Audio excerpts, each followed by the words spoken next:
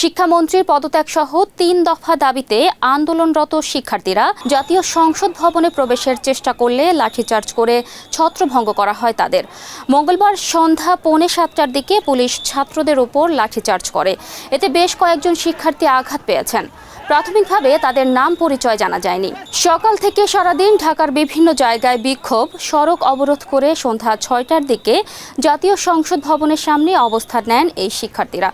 জাতীয় সংসদে অধিবেশন চলার মধ্যে সংসদের সামনে অবস্থান নিয়ে ভুয়া স্লোগান দেয় তারা। প্রথমে পুলিশ আন্দোলনকারী শিক্ষার্থীদের বুঝিয়ে সেখান থেকে সরিয়ে দেওয়ার চেষ্টা করে। এক পর্যায়ে সন্ধ্যা 6:45টার দিকে শিক্ষার্থীরা জাতীয় সংসদ ভবনের ভেতরে প্রবেশের চেষ্টা করলে পুলিশ তাদের উপর লাঠিচার্জ করে।